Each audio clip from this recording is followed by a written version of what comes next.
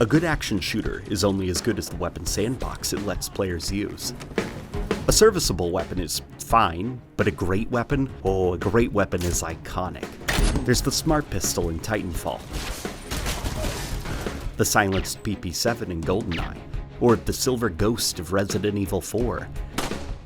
These are the kind of weapons you remember, the kinds that leave a lasting impression for good reasons, and always end up on top 10 lists or in discussions across the internet. But one weapon is guaranteed to always make its way into any top 10 list: the Magnum of Halo. Halo's Magnum is a weapon that's been everything from the star of the show to barely usable. It's been scoped, silenced, reworked, and even temporarily replaced. The Magnum has gone through a multitude of changes over the years, but it's been with the series from the very start. The assault rifle may be the weapon everyone imagines the Master Chief carrying, but the Magnum is the weapon that carries a legacy. It's the weapon that I kickstarted the Evolution series with, and now it's the weapon we're going to be revisiting 6 years later. This is the evolution of Halo's Magnum. Hey everyone, before we dive in, I just wanted to say something real quick. When I started the Evolution series back in, say, 2019, I had no idea how big it would actually get or how much it would mean to people. Seeing so many of you enjoy these deep dives has been incredible, and I really appreciate the support. I know this one took a while to make, and I'm sorry. I've got nobody to blame but myself, but I really hope the quality speaks for itself. If you enjoyed the video, I'd really appreciate if you subscribe, share the video around, let folks know that the Evolution series is back with higher production value. Even a super chat goes a long way. So again, thank you so much. And with that, let's get started.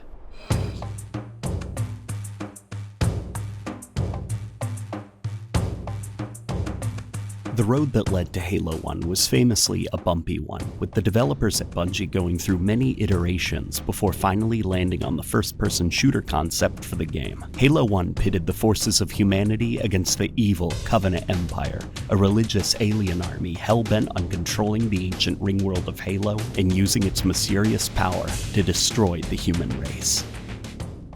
Everything from levels to combat and sandbox was down to the wire. It even got to the point where Jamie Griesmer, a designer at Bungie on the first game, was told he had to pick between the shotgun or sniper rifle. Fortunately, he was able to get both in the game, but this is to say the race to finely tune the game's sandbox and balancing was stressful. Dozens of weapons and vehicles were cut from the game to focus on only the essentials and make sure each sandbox inclusion had an important reason for staying. What we came to know as the pistol started life as a rather low-quality asset, not designed for first-person scrutiny, before taking on a more complex and busy design with a sci-fi targeting scope.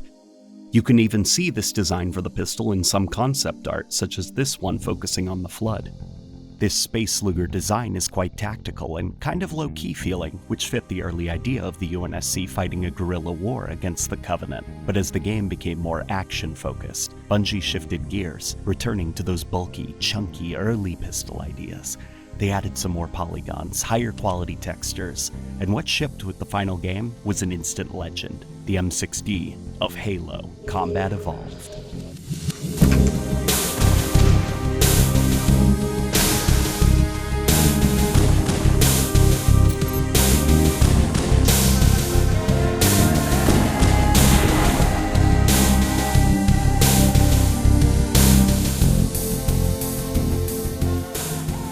The pistol of Halo 1 is a big boy with an even bigger heart. Everything from the animations to the production value saw an astonishing level of care and attention. The design itself bears a lot in common with the real-world Desert Eagle 50 caliber handgun, with its chrome finish, serrations on the slide, and large hand grip. What makes the Halo 1 pistol distinct, however, is the long magazine, which, weirdly enough, makes up part of the grip, as seen here. Other unique features are the knuckle guard, massive screwed-on shroud over the barrel which houses the scope of the weapon, and of course, 2 yellow dots around the sight and a distinct red-colored segment beneath. Interestingly, above the weapon is the number 7 in Japanese kanji, while at the bottom of the pistol, below the magazine, is the symbol for power. When firing the weapon, a beautiful, almost red muzzle flash lights up the surrounding area, leaving behind a puff of smoke that drifts away in the breeze. The animation work for the pistol is just as fantastic as the design, outshining other FPS games in 2001. During an empty reload, the Chief lifts a pinky to allow the magazine and part of the grip to be dropped, a new one is then inserted, and a switch is flicked which causes the slide to shut the pistol, loading in the first round.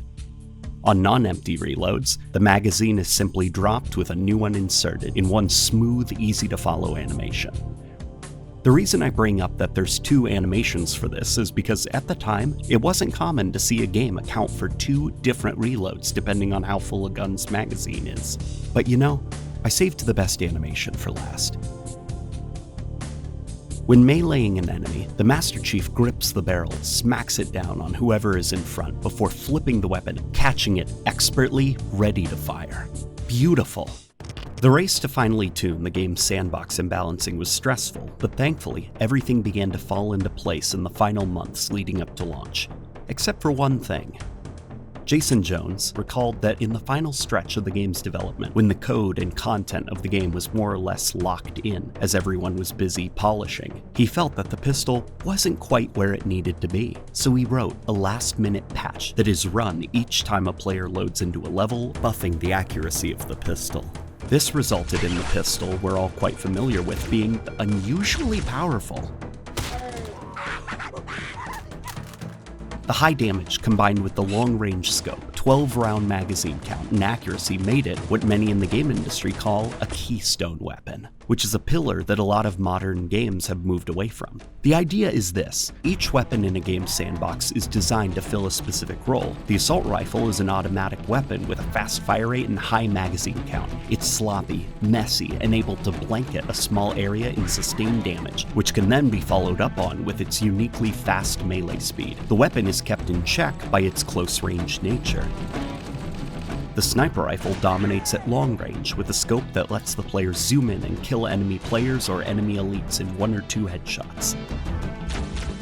The rocket launcher, well, launches 2 highly explosive rockets before needing to reload. It's dangerous to the user up close, but deadly to groups of enemies or vehicles if fired from a safe distance. Just make sure to count for the rocket's slow travel time. If all these different sandbox items were like small moons, the pistol is like the planet that they all orbit around. The pistol is the jack-of-all-trades weapon, the primary weapon of the game, an extension of the player in combat, leaving their secondary weapon slot open for more specialist weapons to make strategic choices in between pistol shootouts. As an example, a famous technique involved using the Covenant's plasma pistol's overcharge ability to drain the shield of any shielded target, and then put down the fleeing enemy with a well-placed pistol shot to the head. This was dubbed the noob combo in the community, but there are many other combinations of weapons that worked well with the pistol.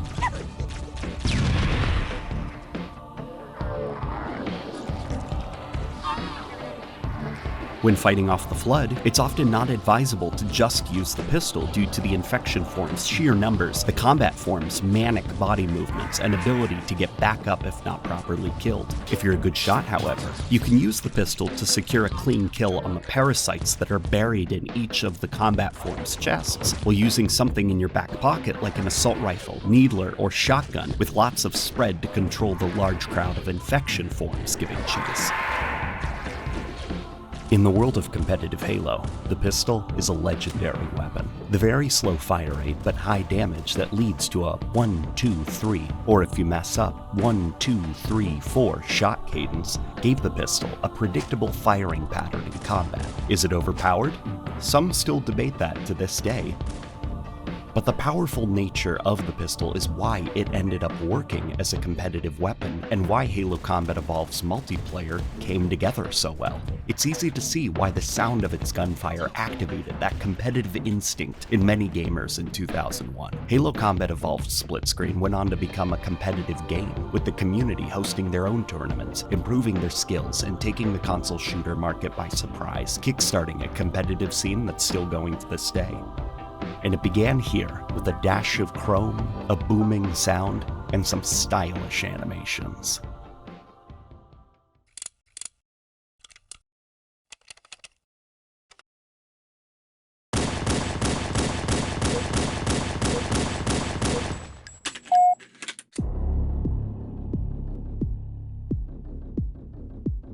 As Halo 1 made waves in the game industry, so did its infamous pistol.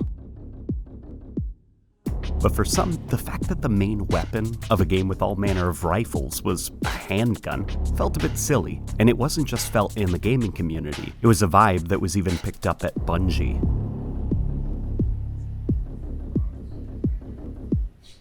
When pre-production started on Halo 2, the developers aimed to adjust how weapons felt and worked to better match their silhouettes. One of the first things our friend Jamie Griesmer did when beginning pre-production was save the tags for the pistol as a battle rifle, which eventually blossomed into its own weapon.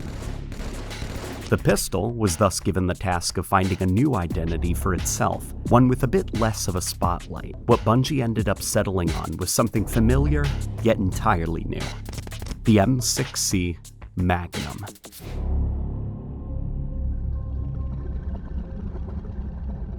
In terms of its design, the Halo 2 Magnum is a stripped-down and defanged version of the Halo 1 pistol. The massive scope shroud was removed from the barrel.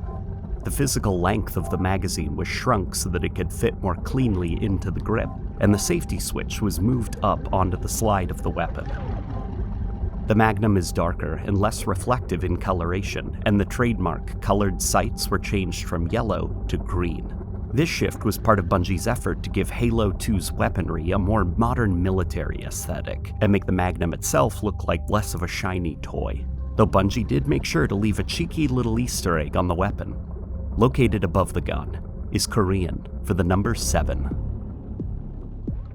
In Halo 2, animations are far less detailed than Halo 1. They flow much quicker but lack the flair that made Halo 1's animations so fun to watch.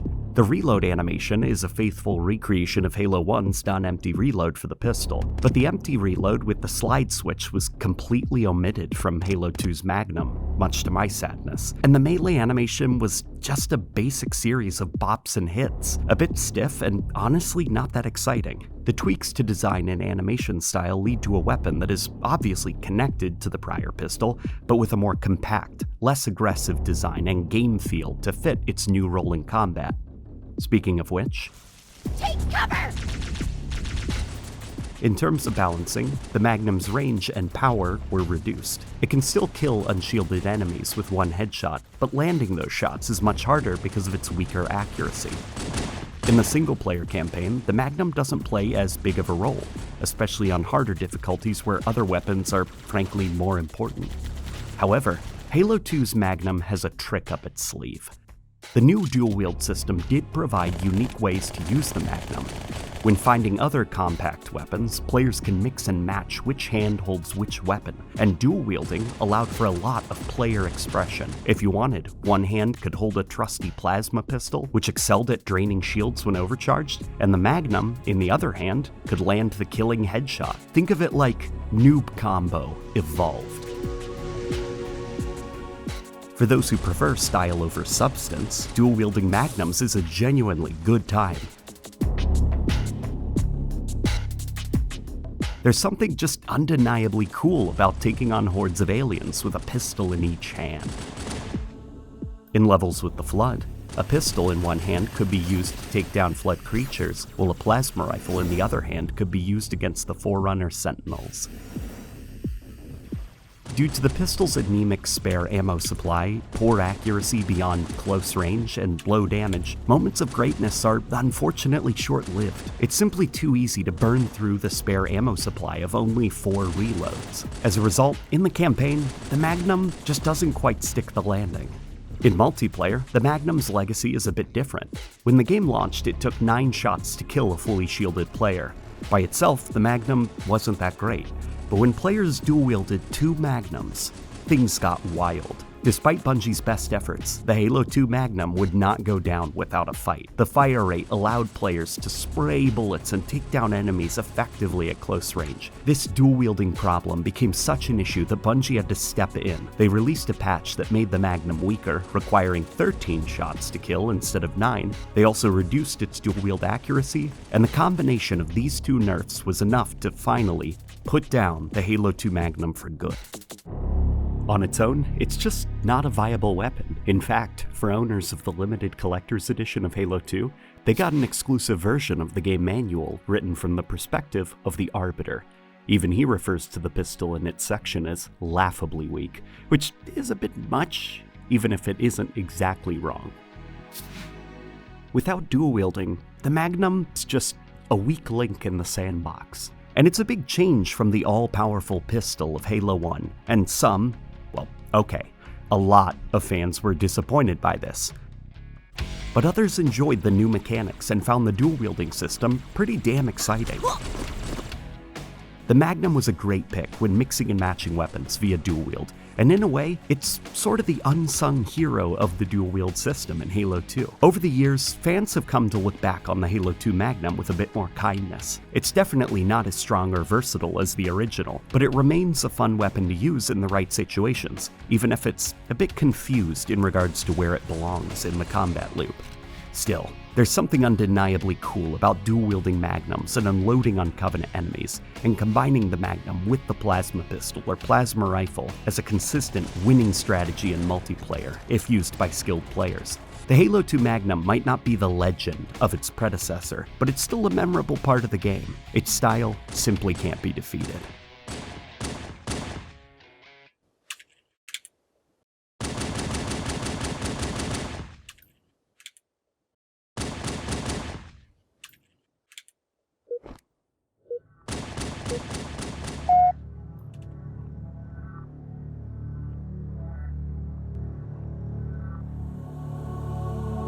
In 2007, Halo 3 launched on the Xbox 360, acting as not just the end of the Halo trilogy, but also a showcase of what a next-gen Halo could feel like.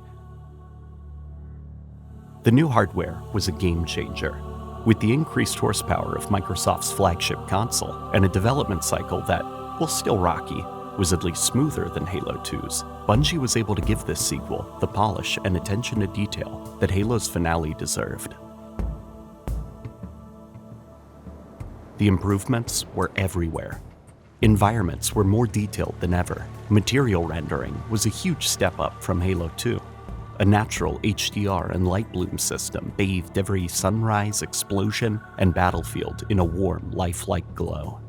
But Halo 3 was more than just visuals. It was a game that closed the loop on the trilogy by honoring its past. The original assault rifle was back. Missions directly referenced the first game. And the story came full circle by bringing players back to the Halo ring where it all began. Thing is, the shadow of Halo 1's pistol loomed large over Halo 2. Its downgrade was a running joke in the community, and a Halo 1 pistol was even hidden on the DLC map Tombstone, just out of reach, leaning against a supply crate full of the suckers, taunting Halo 2 players. If Halo 1's pistol was too powerful for Halo 2's battle rifle era, and Halo 2's Magnum was too weak to satisfy the sandbox, Halo 3 needed to find a middle ground, and an attempt was made with the M6D Magnum.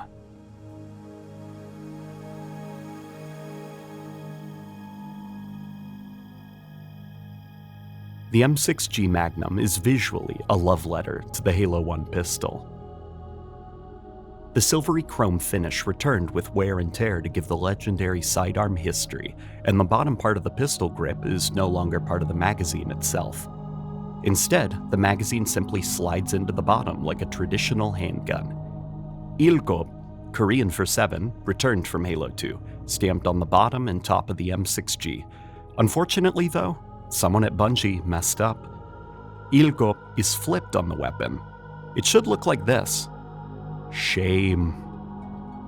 The scope shroud was also reattached to the front of the Magnum, and the classic yellow rear sights made a triumphant return, alongside little glowing lights on the screws of the shroud, just to give it a subtle techie accent, which is an art pattern in a lot of Halo 3's UNSC weapons. It also just, frankly, makes them look cool. It was a gorgeous update, faithfully restoring the iconic look while subtly tweaking proportions to fit the higher fidelity of Halo 3. And despite the removal of fun little oddities, such as part of the pistol grip being a part of each and every magazine, Bungie made a design that undeniably paid tribute to the first game.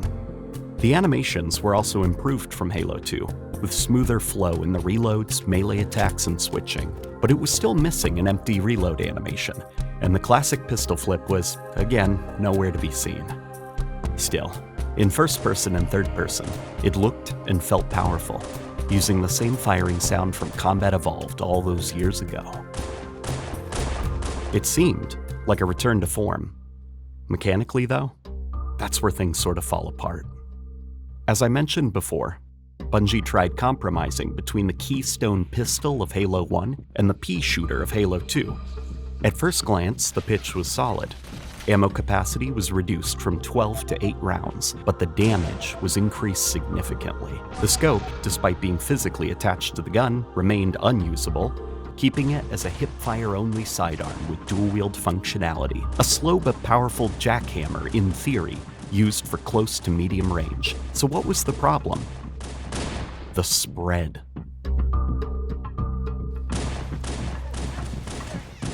The Halo 3 Magnum had such extreme bullet spread that it rarely saw use outside of close range, but even in close range, its slow rate of fire made it just a bad option for quickly finishing off weak enemies like jackals or grunts. It was also a rare sight in general, being a sidearm you start with in only 2 missions, and when it did occasionally appear on weapon racks next to fallen marines, etc., a battle rifle or carbine was usually nearby, both of which were much better alternatives for precision headshots. In multiplayer, things weren't much better.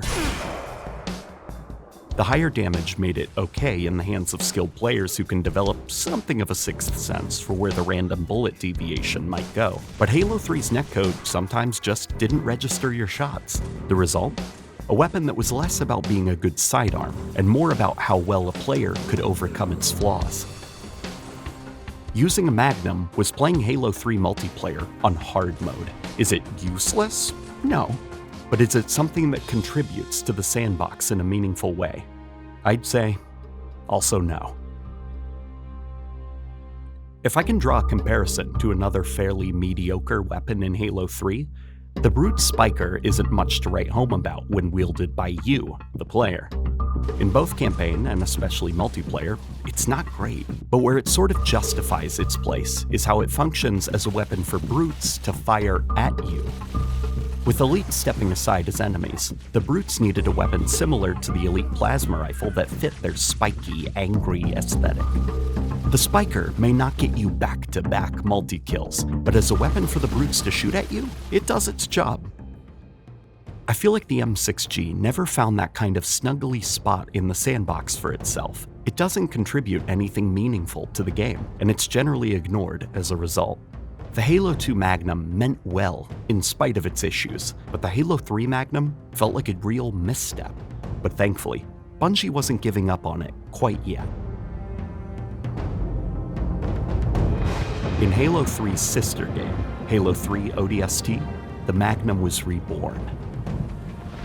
Baptized in the rains of a war-torn African city, the Halo 3 Magnum found its new voice as an ODST's best friend, the M6S Magnum.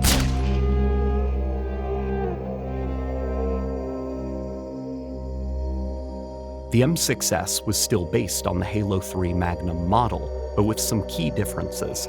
Gone was the scope shroud, replaced with a silencer attachment that gave it a sleek, tactical silhouette.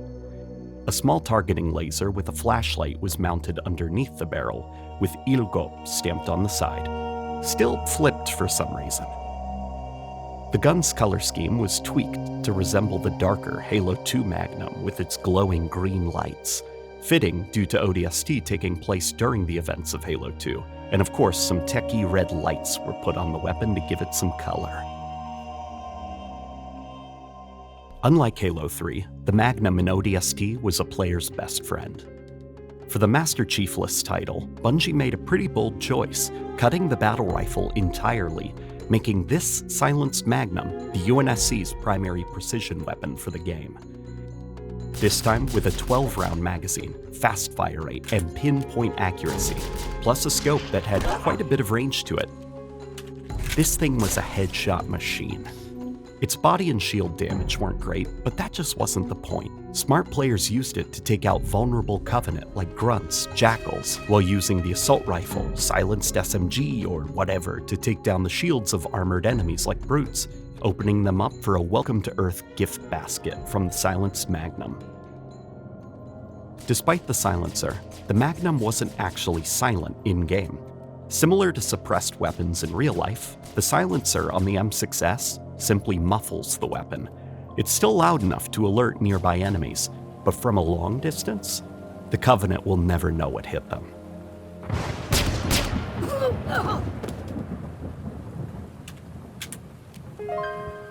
ODST took heavy inspiration from noir storytelling, and the M6S fit this fantasy.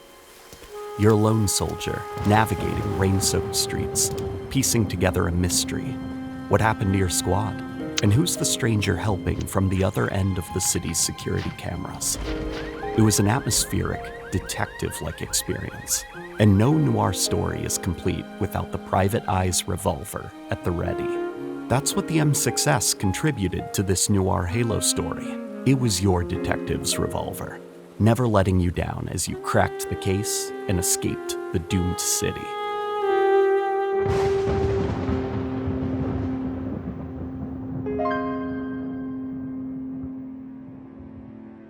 When you think about it, it's two sides of the same coin, the Halo 3 and ODST Magnum. They were mascots for this period in the franchise's life, and it's no surprise that they got real-world representation as a result. In the live-action Halo 3 marketing short film, Landfall, real props of the M6G Magnum were created by Weta Workshop of Lord of the Rings fame. For ODST, a replica of the silenced Magnum was created for The Life, the award-winning live-action trailer for the game. Halo 3 may have struggled to give the Magnum a meaningful place in its sandbox, but in ODST, Bungie finally found a way to make it shine, not by chasing the shadow of Halo 1, but by giving it a new, charismatic identity and role. And with one final game left in their run on Halo, they would take one last crack at designing a Magnum, a sidearm that would serve as both a swan song and a bold new direction. But was it a worthy send-off? That's the question.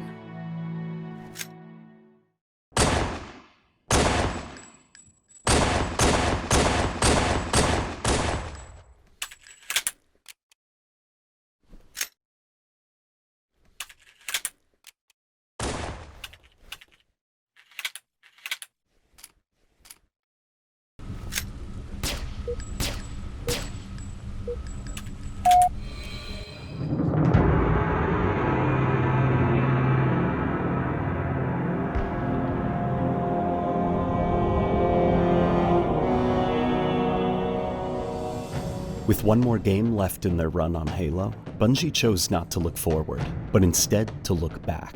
They built a prequel that let players experience the UNSC at its darkest hour.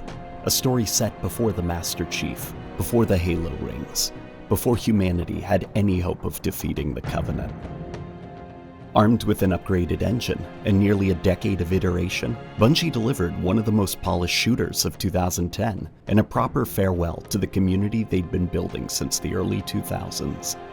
Due to Halo Reach being set before the events of Halo 1 and being a more militaristic game in general, you get the vibe that the equipment used by the forces of Reach to defend their homes are prototypes and precursors to the tech eventually used by the UNSC in Halo 1, just with a 2010 graphical layer of polish, and none embody that quite like the new Magnum of Reach. The Magnum of Halo Reach is a tactical reimagining of Halo's famous pistol. The bits you want to stay are here: the scope shroud, glowing sights, red firing hammer, handguard, and blocky shapes. But look closer, and quite a lot has changed between the details. The back of the weapon in particular is smaller than the Combat Evolved version, but previous Magnum details like the glowing yellow sights and the red hammer are still here, as mentioned before.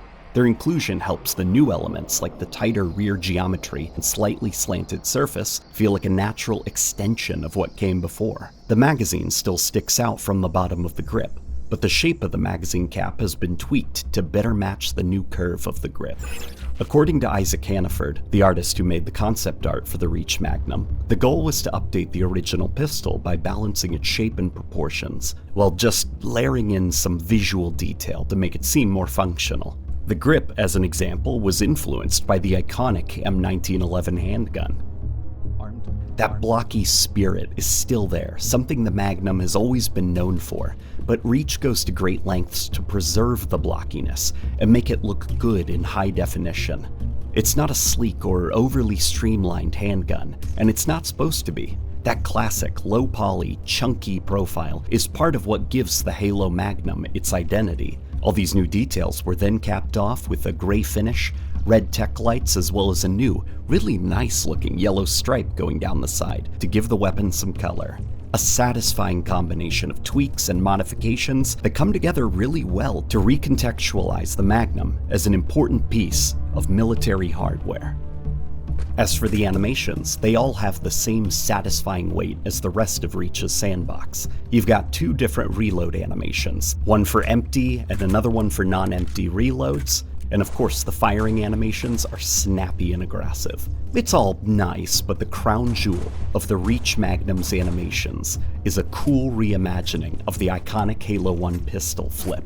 In Halo 1, the pistol flip was this full flourish, man, tossed vertically into the air before landing cleanly back in the player's hand. In Reach, it's more restrained, but deliberate. Less theatrical maybe, but still a nice touch of style that has the added benefit of not clipping through the player's hands. Yeah, I see you, Halo 1. The sound design for the Magnum is excellent. Even 9 years later, the Magnum still uses the original firing sound from 2001. But in Reach, it's been brought up to 2010 standards, with a number of enhancements. Extra layers, sweeteners, and reverb give it a sharper, more aggressive bark than it ever had before. Snappy, punchy, and still recognizable. It just sounds good to fire.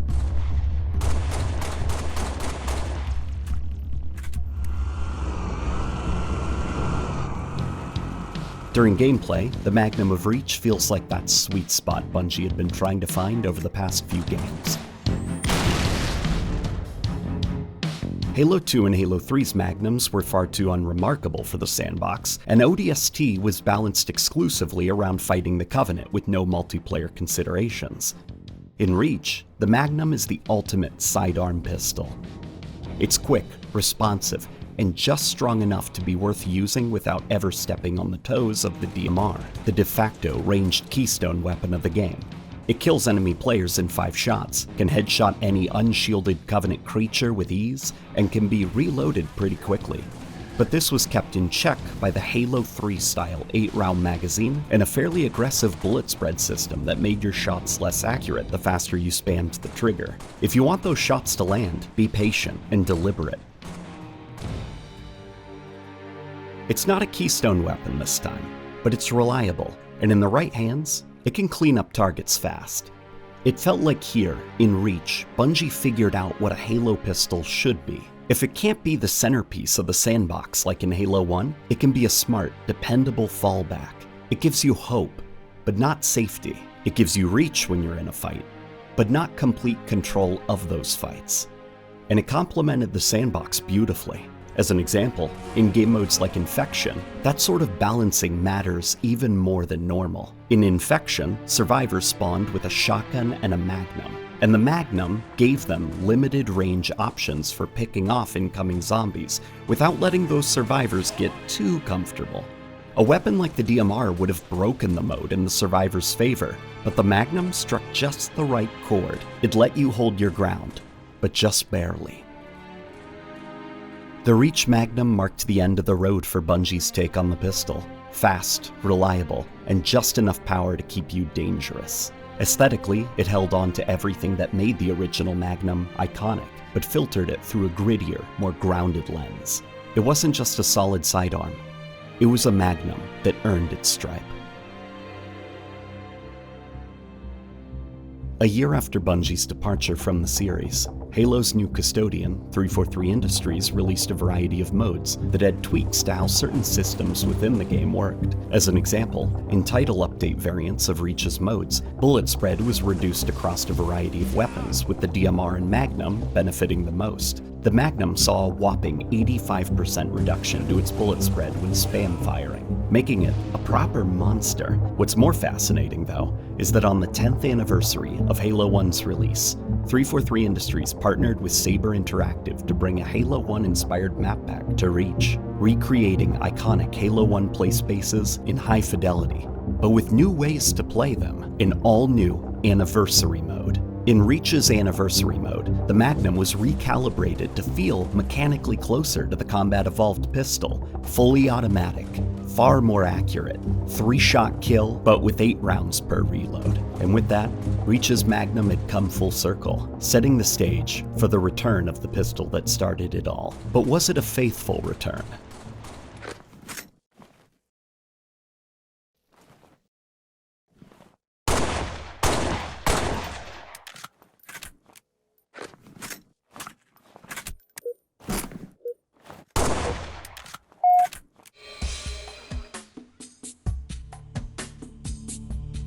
In 2011, 343 Industries partnered with Saber Interactive to release Halo Combat Evolved Anniversary, a graphical remaster of the original game that started it all. For the remaster, Saber Interactive used a mixture of Halo 3, Halo Reach, and completely original assets to essentially paint over the original code with their state-of-the-art Saber engine. It wasn't just visual updates either. The Foley also saw major updates as well, taking the sounds that fans were so familiar with and updating them to 2011 standards. Early during the remaster's development, the Halo Reach Magnum was going to be used as the new face of the Halo 1 pistol. Early builds with this version of the pistol were shown off to the public frequently, and it was even reflected in the box art of the game, which still has the new Master Chief design sporting a Reach Magnum. But in July of 2011, Saber Interactive switched the Reach model out for the Halo 3 Magnum model, most likely due to it fitting the profile and identity of the Halo 1 pistol better than the more militaristic tactical Reach Magnum. And this is what landed in players' hands upon loading up the game on their 360s when it finally launched later that year. The Halo 3 Magnum admittedly does a decent job of standing in for the Halo 1 pistol. The red lights on the scope shroud screws were removed, which is good, makes it look a little bit more like the Halo 1 pistol. But Saber Interactive went the extra mile and accidentally removed the red light from the little targeting laser on the scope itself, which is a mistake. Speaking of mistakes, the kanji placed on the top of the pistol is power, when it should be the number 7. And for some reason, Saber didn't touch the length of the magazine, which is shorter to reflect Halo 3's Magnum only having 8 rounds. Since Combat Evolved Anniversary uses the original game's animations, this means the reload animation doesn't look quite right, with the smaller magazine just floating in Chief's hands. A weirdly obvious oversight, but not nearly the worst offender in the remaster. As for sounds, the new remastered audio for the Combat Evolved Anniversary pistol is surprisingly solid. Combat Evolved Anniversary is a package that gets a lot of criticism for its music and visuals, but the audio design I do think is a minor victory in the remaster. The goal was to make the Combat Evolved Anniversary pistol feel like it fit in a 2011 soundscape, and I feel at least like the audio team did a fantastic job.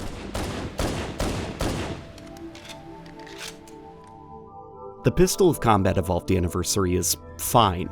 It's fine, but it doesn't quite feel like a faithful remake of the original powerhouse, which, to be fair, is a feeling that sort of extends to the whole remaster. Combat Evolved Anniversary is something of a missed opportunity. More could have been done, but given the fact that Saber Interactive had about a year to develop this thing, what they managed to do on their first try is admirable, even if they do kind of miss the mark. But next up, we'd be seeing 343 Industries' own original take on the Magnum.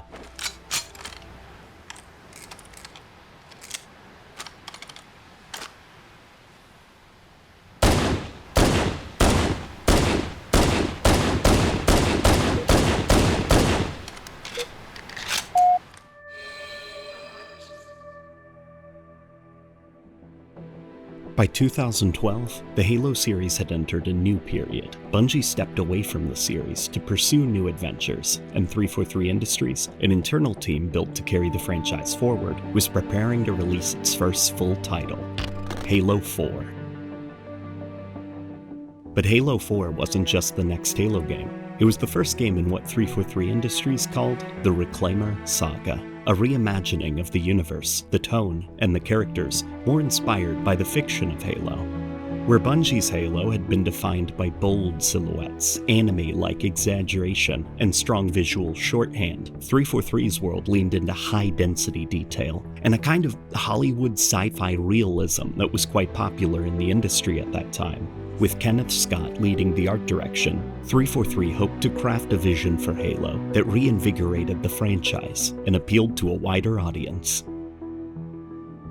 Familiar weapons returned, familiar factions and creatures too, but they were reinterpreted through this new Reclaimer Saga lens. And when Halo 4's first level started, years after the events of Halo 3, one of the first weapons players could find in the derelict Forward Unto Dawn was the M6H, the Magnum of 343's Halo. Despite taking place after Halo 3, the M6H Magnum feels more like 343's take on the Magnum of Halo Reach than it does Halo 3. The silhouette of the Magnum is similar to Reach's from a distance, but like most things, the devil is in the details, or in the case of the M6H, the lack thereof. The magazine is more hidden in the grip of the weapon, and all glowing decals, such as the ones on the screws, scope, etc., are gone. Even the glowing sights on the back of the Magnum were removed, replaced with two dull screws. The distinct red firing hammer was also removed from the back, as well as the slide grips that characterized previous Magnums, leaving the back sort of featureless and flat. It still has a stripe going down the body of the weapon, a design accent borrowed from Reach, but the manufacturer decals and symbols were removed. It's all rounded out with muted gray color scheme to complete the new, more stripped back look for the M6H. The animations for the M6H are more or less borrowed directly from Reach. Firing, reloading, even meleeing are ported from Reach with slight tweaks to hand positioning and the interpolation methods used in the animation. The sound design, however, is quite the deviation. One of the goals set out for the sound team was to make Halo sound more cinematic, with more emphasis on physicality, crunch, and weight, you know? From an audio design standpoint, Bungie Halo games typically had this very warm soundscape. Gunshot audio built up to a soft peak and then trailed off with a smooth decay. The emphasis on the tail of each shot also helped ground the weapons in the environment. It's part of why Bungie audio design, despite sounding less realistic than other modern shooters, always had a very distinct, strong character to it. The Halo 4 Magnum audio peaks instantly, with a fast decay that trails off very quickly. The various audio assets, such as armor movement, weapon mechanisms, etc., are also heavily compressed compared to the Bungie era, which makes the Halo 4 Magnum identity a lot cleaner sounding, but less grounded in the world of the game, more artificial and loud. In terms of gameplay, Halo 4 adopts a very different philosophy for its sandbox design than Bungie. Rather than focusing on a sandbox of varied and unique weapons that work within a combat loop driven by a competitively viable keystone weapon, Halo 4 follows the philosophy of popular modern military shooters, where players build custom loadouts, and weapons are balanced more around 8 or 9 popular weapon archetypes like shotguns, combat rifles, sniper rifles, etc. Most weapons are just viable primaries with varying fire rates and ammo counts. You choose what you like, not what the scenario demands. The pistol, for example, is a sidearm, but not the kind of sidearm from Halo Reach. It's more like the type you'd slot into a loadout in Battlefield or Call of Duty, which was by design.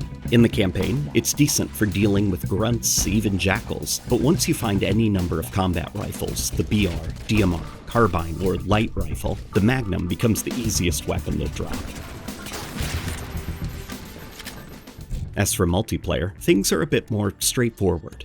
When creating your class, you can pick between 3 pistols. The Forerunner Bolt Shot has a unique shotgun-style secondary fire, making it a strong pick for ranged-focused classes. The Plasma Pistol is obviously for disabling electronics and shields, if you're skilled enough to lead your shots. The Magnum is just a standard, straightforward, create-a-class handgun. It kills in roughly 6 shots, has less bloom than its reach cousin, has an 8-round magazine, and due to the removal of descoping in Halo 4, it can work well as a ranged backup. With descoping gone and view flinch now a factor when taking damage, it's wise to use a perk like Stability. It reduces flinch by 50%, letting you stay scoped in on targets more reliably during gunfights. Another good perk to consider is Dexterity, due to its speeding up reload times and weapon swap speed. Remember, switching to your pistol is always faster than reloading. In Halo 4, picking up the enemy flag locks the player into the carrier role. They can't drop the flag until it's captured back at your base. And these flag carriers are automatically equipped with the M6H Magnum, in this case, referred to as the Flagnum. The Flagnum was a controversial change within the Halo community. It removed flag juggling as a strategy since players were locked into this role, unable to drop the flag, and it also made the flag carriers more deadly in direct combat, which, sort of removed the vulnerability of carrying the flag. It was a controversial change to be sure, and one that didn't stick around for very long. The Halo 4 Magnum had a big role during this era of Halo. It was meant to become the new face of the sidearm for the series, replacing the M6G from Halo 3 and Reach. Physical props of the M6H were built for Halo 4 Forward Unto Dawn, the excellent live-action tie-in series. The same prop even appeared in Halo Nightfall, the less excellent but still high-quality series released alongside the Master Chief Collection.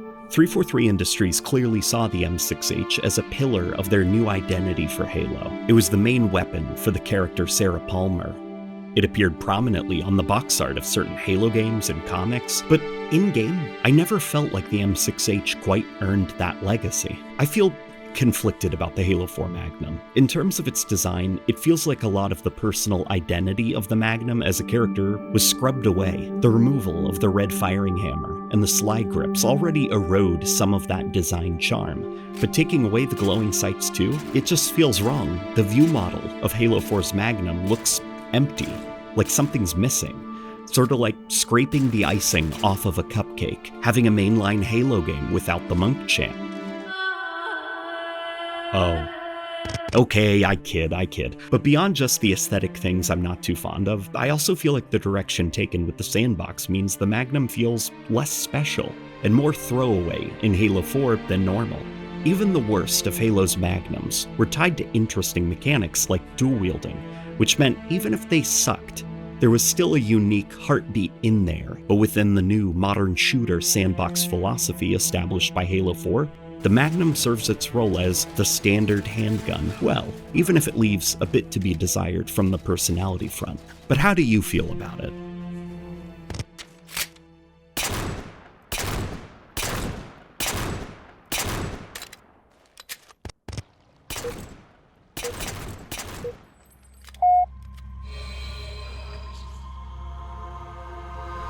In 2014, 343 Industries released Halo 2 Anniversary, a celebration of the 2004 classic that featured not just a complete visual and audio remaster of the original campaign, courtesy of Saber Interactive, but an all-new multiplayer suite developed by Certain Affinity. The two studios delivered 2 different takes on Bungie's M6C, and it's fascinating to see the direction they both went in. For the campaign, the goal was to apply the same cinematic realism that made up the Reclaimer saga's busier aesthetic to create a version of Halo 2 that was more detailed in all the right places, while still retaining Halo 2's iconic look, just in the broad strokes. To understand that, we need look no further than Saber Interactive's M6C Magnum.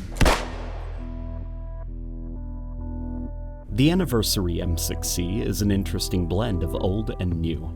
It carefully preserves the silhouette and spirit of the original low-poly 2004 design, while updating it into something more complex looking for a 2014 audience. The barrel at the front is slightly cut out, and with clear separation between the slide and the body of the pistol.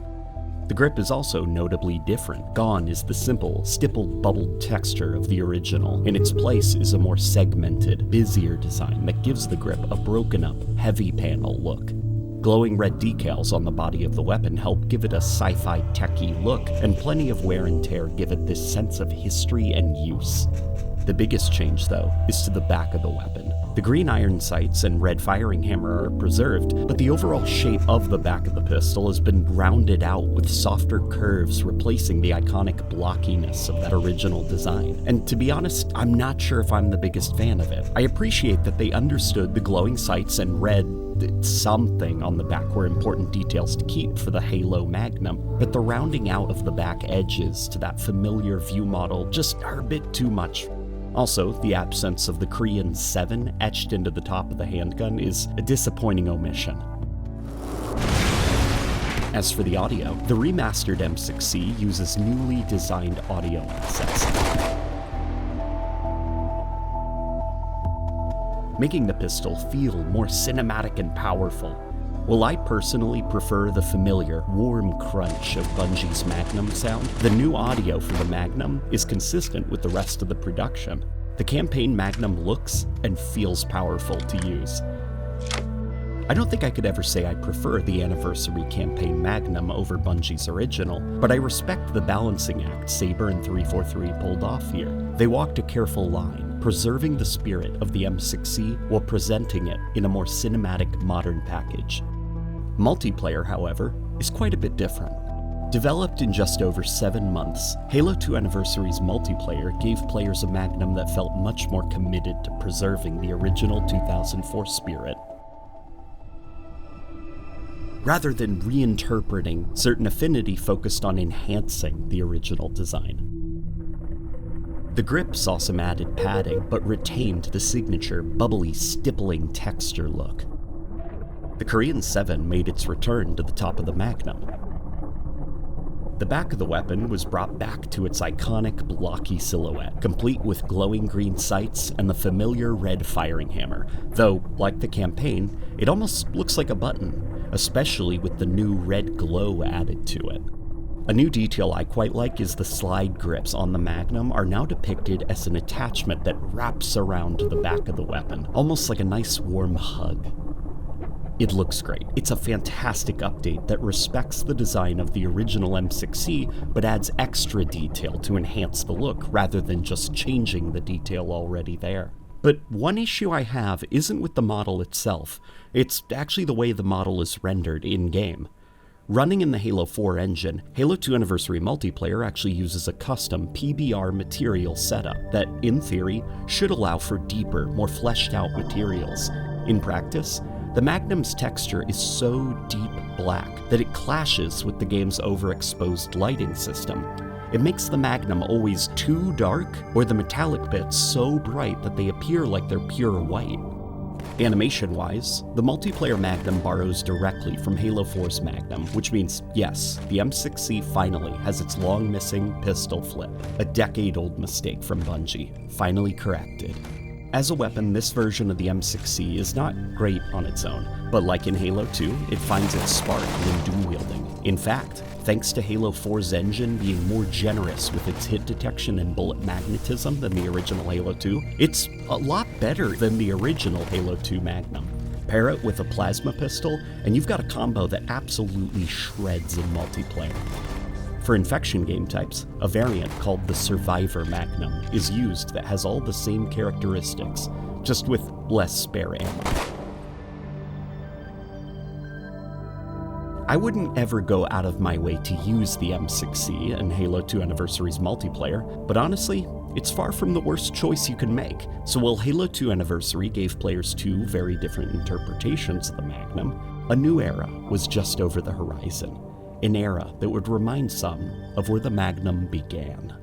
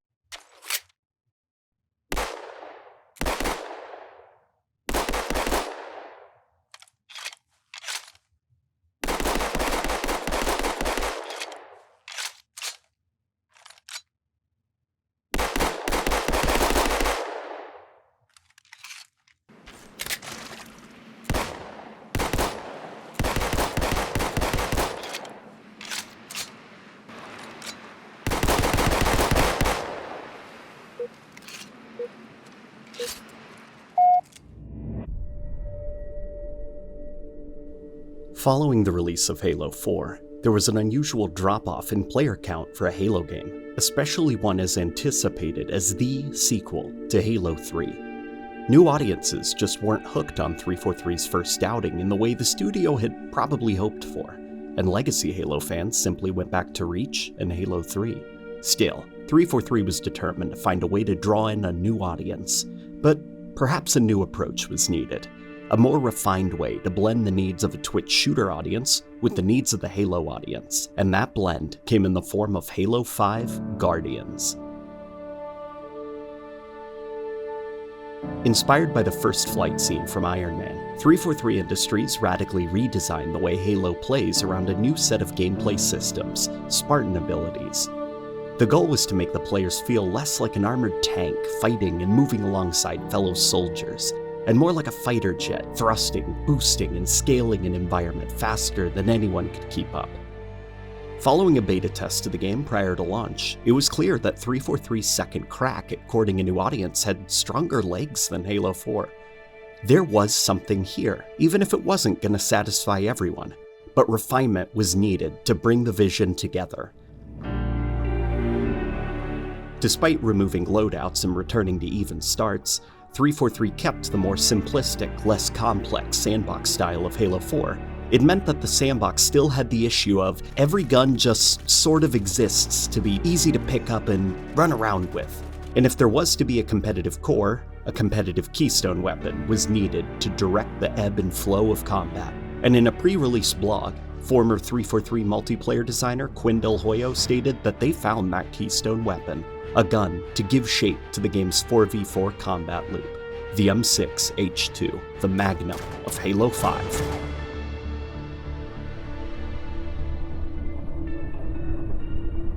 On the Xbox 360, Halo 4's artists had only so much graphical bandwidth to work with. Some models, such as the Magnum, had to stay within that familiar blocky shape, but on the Xbox One, the artists were allowed to sculpt and shape the Magnum into something that felt truly next-gen and fitting for their cinematic Reclaimer Saga aesthetic. The silhouette of the M6H2 is familiar, with some of the design beats hit like the scope shroud, knuckle guard, and elongated back, but in the details, it's a weapon that feels only distantly related. The scope shroud is a lot rounder, with a railing for optical attachments along the top of it. There's also a folded down iron sight on the scope shroud that, interestingly, can be seen flipped up in pre-release development footage. The barrel at the front of the pistol is threaded for attachments to screw onto, and the grip is now more ergonomic and curved. These changes help the new Reclaimer Saga Magnum feel like a multi-layered, plausible sci-fi handgun, and less like the cartoon, iconic powerhouse of the Bungie titles. Though, the back of the Magnum is where I personally have some problems, even if I can empathize with the artistic intent. The back of the Magnum is pretty unrecognizable. The glowing sights are, again, absent. The red firing hammer is also gone, replaced with a more generic, modern pistol firing hammer, and the traditionally blocky shape of the back has been smoothed out into something slim, functional, but missing that friendly, familiar shape that all good Halo Magnums have.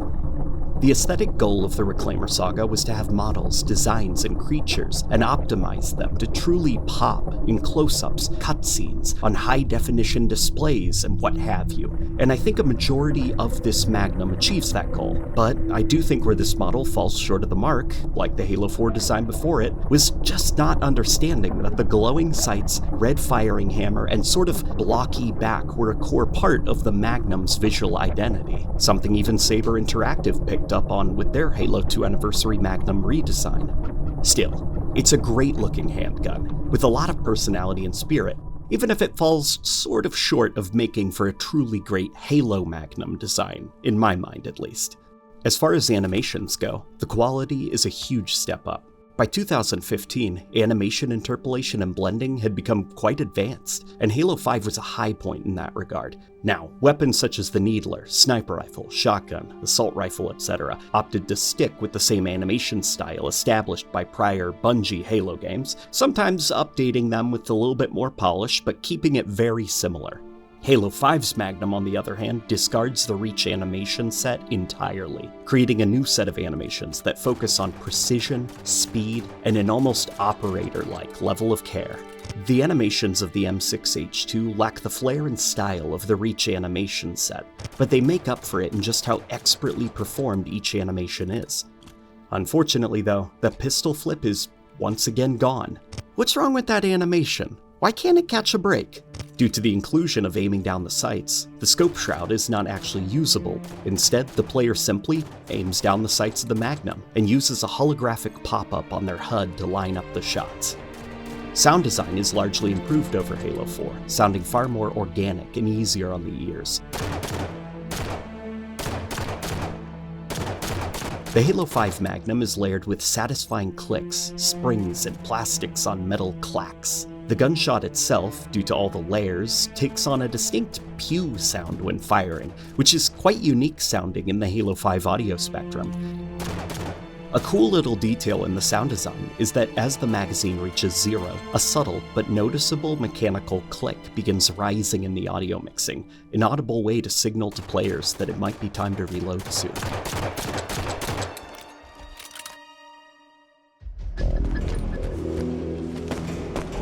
In Halo 5's 4v4 arena modes, the Magnum is a commanding force, and a tool that demands respect.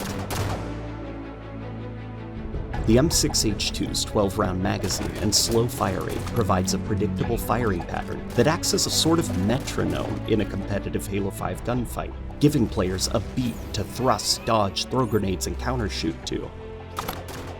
It has a 5-shot kill potential when hitting the head like Reach's DMR, but with the small profile and lack of aggressive bloom like Combat Evolved's pistol so many years ago. It's not just a handgun, it's an extension of your average Halo 5 competitive player. Sound familiar? It took a few years for the Magnum's strengths to catch on. Early on in Halo 5's life, 343's multiplayer designers were keen to push automatic weapons into the competitive modes, which isn't necessarily an issue in its own right, but when combined with the longer than normal range, ease of use, and headshot multipliers attached to these weapons, it caused Halo 5's competitive scene to lack a solid rhythm and flow. It had this running around like a chicken with its head cut off kind of chaos. Then you add weapons like the battle rifle, DMR, carbine, light rifle, etc., all fighting with the Magnum for the same ranged role, further adding to the incoherent combat pacing. Following a controversial and honestly needed balancing update in 2017 that reined in some of the chaos, the Magnum was allowed to stand above the pack and truly shine, driving combat, giving the game's most competitive moments focus, and becoming a banner for competitive Halo 5 players to rally around. Speaking of banners, the Flagnum made a return from Halo 4, this time sporting a unique skin not seen anywhere else in the game, and allowing players to toss the flag and abandon the role of flag carrier if they so desired. While returning the ability to throw the flag was greatly appreciated, the Flagnum itself continued to be hugely disliked. Not because Halo 4 locked you into the role and that was the only problem, but because the Flagnum was a system that worked against the cooperative design choices that a vulnerable flag carrier supports. This would be the Flagnum's swan song and the final time it was in a Halo game. In Halo 5's Warzone mode, a variety of different Magnum variants can be obtained via loot boxes and spawned in for personal use. First up is the extended magazine attachment for the Magnum. This attachment raises the ammo count from 12 rounds per reload to a whopping 18. There's no downsides to running this Magnum attachment, aside from the sort of ugly orange pattern on the magazine. I can only assume that the artists and animators didn't have the resources for a proper extended magazine, so this orange pattern was the best they could come up with, and it's certainly a choice. Next up is the Gunfighter Magnum. This one's interesting. It had the scope shroud, knuckle guard, and a few other bits and bobs stripped off, which gives the Magnum faster swap speed, reload animations, aiming down the sight times, and fire rate speeds, and an extended mag for good measure. Interestingly, the weapon model was originally much higher on the screen when aiming down the sights, but following a balancing patch, the gun was lowered down the screen a bit. The Tactical Magnum is a Magnum with a big, blocky suppressor on the front, and while it doesn't look like the M6S, we know exactly what this variant is alluding to. It even trades aiming down the sights for a good, old-fashioned Halo scope zoom.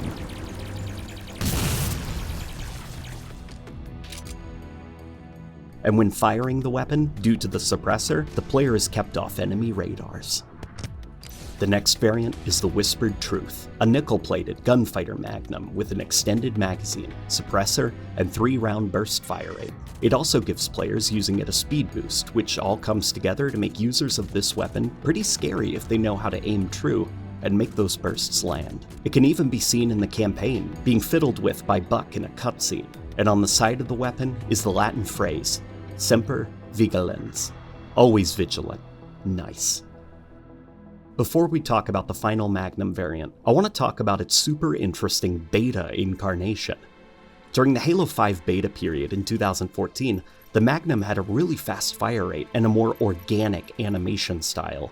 When aiming down the sights, the Magnum had more view model sway and inertia. It would sort of lean into view turns, and when firing, the reticle was actually decoupled from the center of the screen, so it would bounce upwards along with the gun in a more aggressive and natural-looking recoil animation. The pistol is also held out further from the screen with a cinematic depth of field effect applied to the hand to give focus to the important stuff, your gun and the target you're firing at. The concept of aiming down the sights in a mainline Halo is borderline sacrilege to me, but I think this animation style for weapons actually fit the very physical nature of Halo 5's core gameplay better than the final game.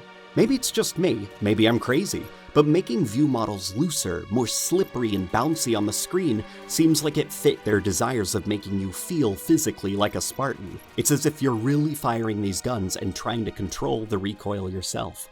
But now, for the final Magnum variant, Halo 5 truly comes full circle by letting players use the Halo Combat Evolved M6D Pistol.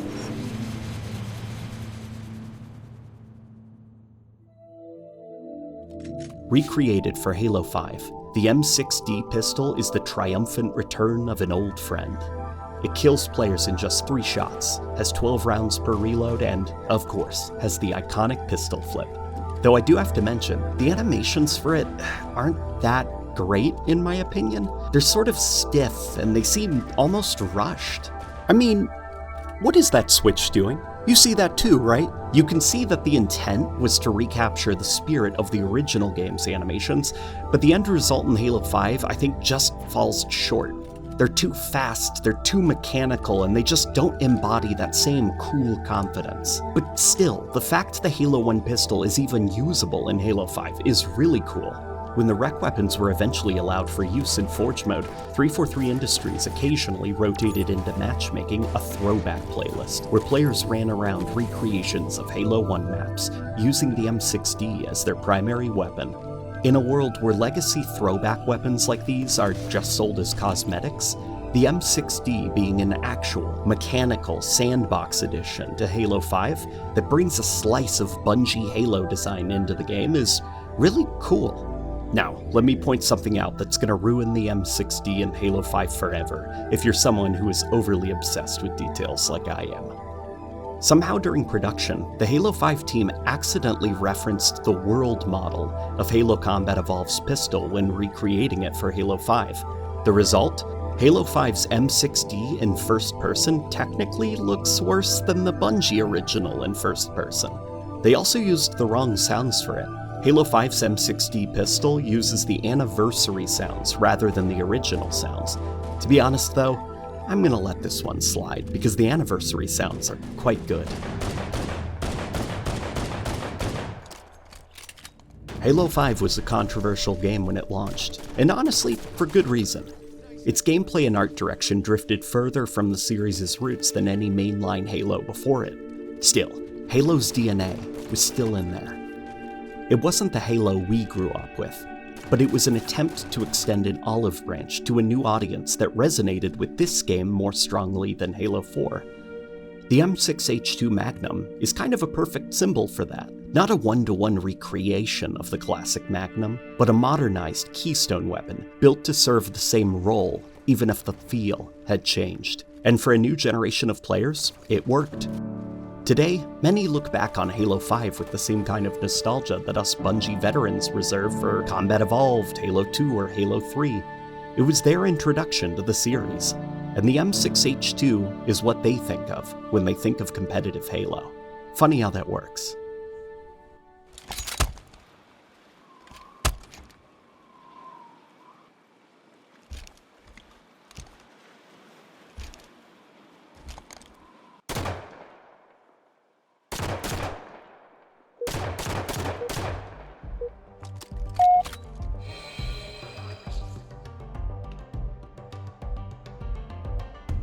Halo's iconic pistols have been featured in a variety of different spin-offs, mediums, and projects outside the mainline games. Let's go over some of them, shall we?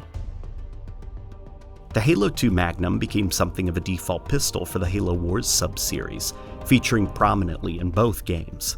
The first Halo Wars uses a high-quality model created by the developer, but used to great effect by HaloStudios in their CGI cutscenes for Halo Wars.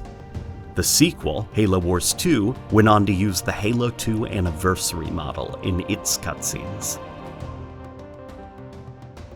Halo 2 Magnums also made appearances in animations, such as suppressed versions showing up in the Halo Evolutions animated comic, Headhunters, and the regular Halo 2 Magnum showing up in the Halo Legends anime short, Homecoming. In 2015, 343 Industries partnered with the Russian studios Saber Interactive and Innova Systems to create Halo Online. Halo Online had a short life, existing only for a handful of beta tests before being cancelled in Russia. Players could unlock weapons by paying money to rent these weapons, and then craft loadouts around them. The Magnum, which was stylized after the Halo 4 variant, had 3 different versions prior to Halo Online's cancellation. The Power Magnum was a gold, high-powered version of the Magnum that was stronger in every single way, more powerful and more accurate. The Damage Magnum fired extremely powerful rounds, but it fired them slowly to compensate. The Rate of Fire Magnum fired its rounds quickly and came with a neat little suppressor. Remind you of anything? The Magnums of the Master Chief Collection got an overwhelming amount of love over the years. The M6S, now officially called by the series the Auto Mag, was added to Halo 3 on the Master Chief Collection. The Halo 3 version of the Auto Mag was a slow-firing, 5-shot kill handgun that some could interpret as a stand-in for the DMR of Reach or maybe the Halo 5 Magnum in Halo 3 Sandbox. It can be used in custom games and the ODST Slayer playlist that occasionally shows up in MCC matchmaking. A skin system was also introduced to the Master Chief Collection, letting Halo Combat Evolved and Halo 3 players unlock a variety of cool skins to adorn their weapons with. What's cool about this system, though, is that if you enable the option for new skins, but choose to just rock those default skins, your Magnums in Halo 1 and Halo 3 will instead get high-quality 2K remakes of the original game's textures. Who needs Halo Combat Evolved Anniversary when you've got this? Despite Bungie parting ways with Halo in 2010 to chart their own course with Destiny, the Magnum somehow found its way home to Bungie. As part of Bungie's 30th anniversary celebration in 2021, players were introduced to a new exotic sidearm wrapped in nostalgia and mystery, the Forerunner. According to its lore tab, the weapon arrived at the tower as a battered relic, not like anything the gunsmith Banshee 44 had ever seen. It was way too large for normal human hands, like it was built for a giant or something. It was overpowered, more like a rifle than a sidearm, and this poor frame was worn from countless battles and, curiously, a couple of deep freezes. The gunsmith knew what he was looking at was a weapon with history, and so he took what was salvageable, patched the rest together with nearby parts, and then brought new life to the old relic, a new chapter for an old legend. In Halo the series, the Halo Reach Magnum was recreated by the Paramount prop team and got a lot of time in the sun as the Reach Magnum was the primary weapon of Riz-028. For Season 2 of the show, the prop department overhauled much of the equipment used by the actors in the show, using scans pulled from the games, higher quality materials and paints to make props that are more accurate to the weapons seen in Halo Infinite. The Reach Magnum still saw heavy use in Season 2, but a new pistol was introduced to the show, a weapon exclusive to Halo Infinite at the time, and one we're going to explore now.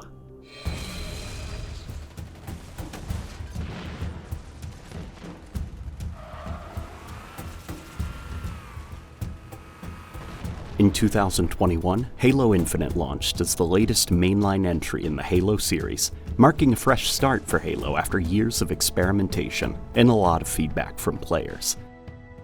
With the Reclaimer saga in the rearview mirror, 343 Industries set out to create a Halo game that could finally bridge the gap between classic and modern gameplay formulas.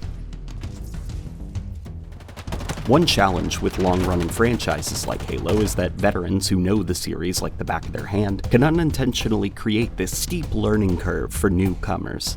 Even in games that experimented with the Halo formula to shake things up a bit, like Reach, Halo 4, Halo 5, certain combat verbs could still be felt in the gameplay because the core sandbox carried over from game to game, minus a few guns. Whether you were jetpacking to shotgun or ground pounding to shotgun, there was a predictable formula that old school fans could easily follow. For Halo Infinite, 343 wanted things to feel more like a fresh start. They wanted a sandbox that created a new combat loop that forced both veterans and new players to learn the ropes together. Many franchise staples did still remain, like the assault rifle, needler, rocket launcher, and what have you, but a host of new weapons stood in for those that didn't make the cut, bringing their own fresh rhythms and styles to Infinite's combat loop. And, for the first time in the series' history, the Magnum wasn't featured. Instead, a new pistol stood up to the plate, the first new pistol in Halo history, the Mark 50 Sidekick, the handgun of Halo Infinite.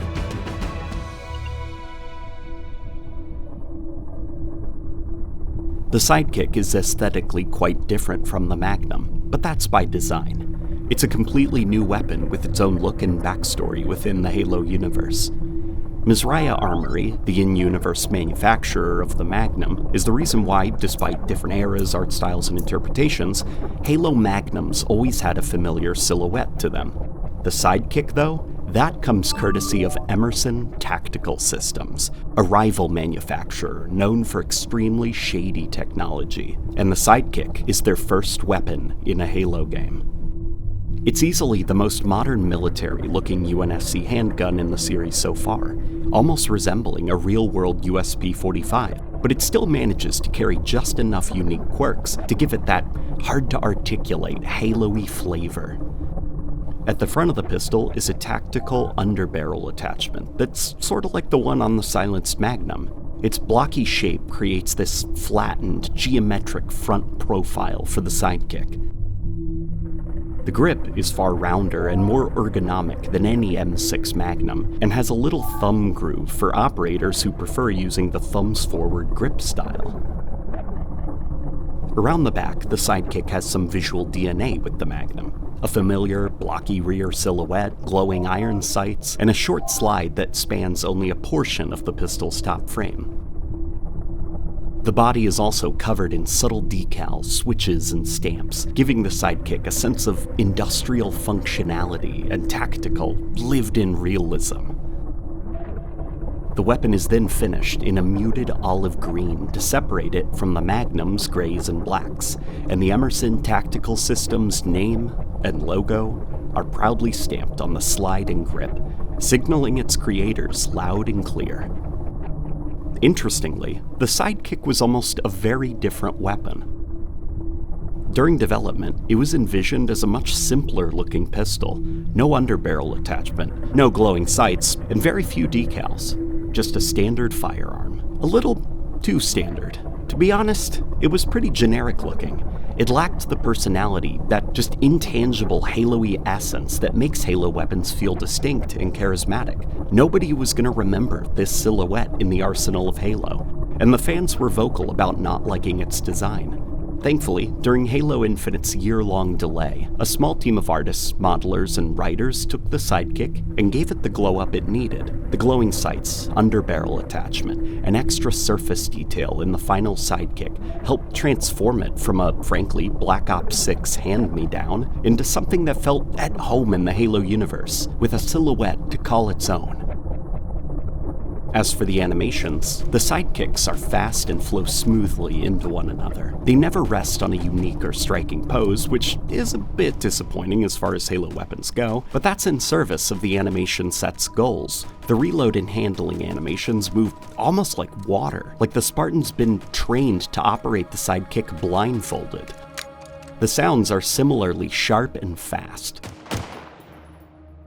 Halo Infinite's audio design took a page from Bungie's playbook, focusing a bit less on everything being incredibly detailed so that just the important sounds could stand out in the audio mix. There's a stronger emphasis on simplicity, clarity, and personality, with each shot making a distinct and satisfying crack.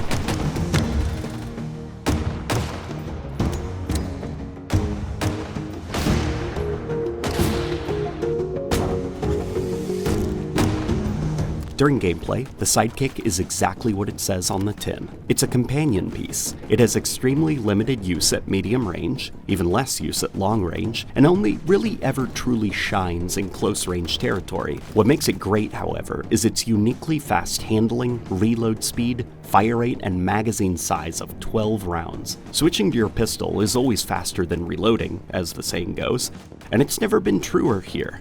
The sidekick is the weapon in Halo Infinite to combine with the strengths of other weapons.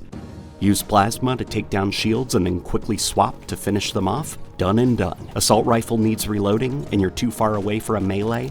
Swap to the sidekick. The speedy nature of the sidekick makes it a great, well, sidekick, but for more skilled players, it has untapped potential just waiting to be unlocked. Similar to Reach's Magnum, pacing your shots and letting the recoil reset between each shot helps keep the sidekick on point, and in the right hands, the sidekick can absolutely punch above its weight.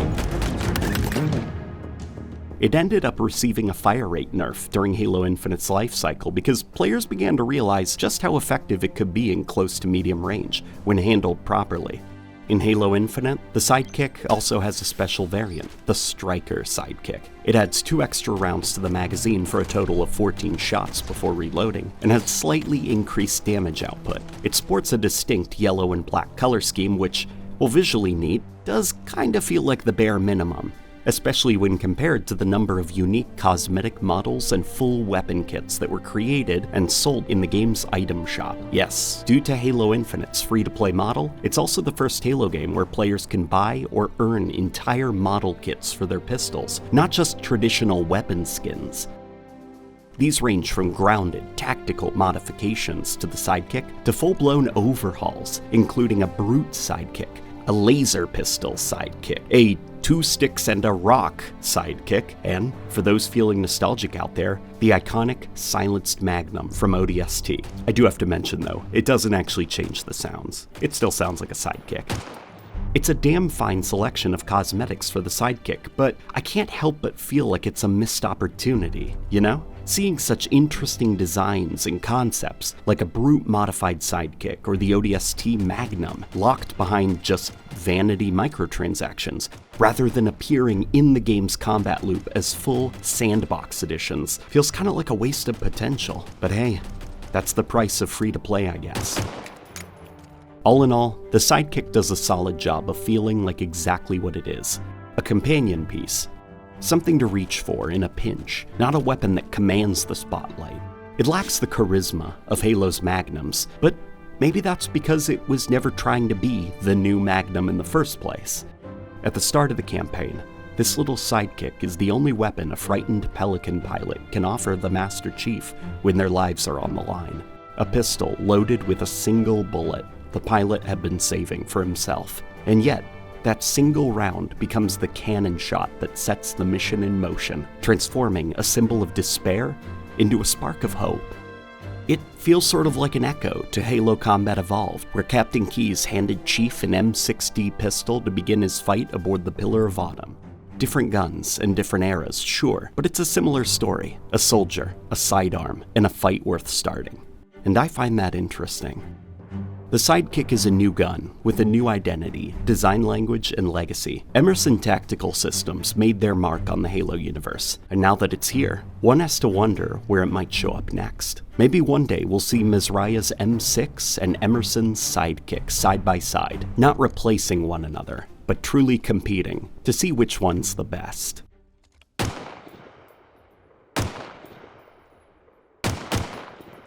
From keystone weapon and linchpin of the sandbox, to tactical side piece, to reborn competitive icon, and eventually, temporarily replaced by a faster, younger rival. The Magnum has had a long and storied history within the Halo series. The future of Halo is unknown right now, but one thing is for sure.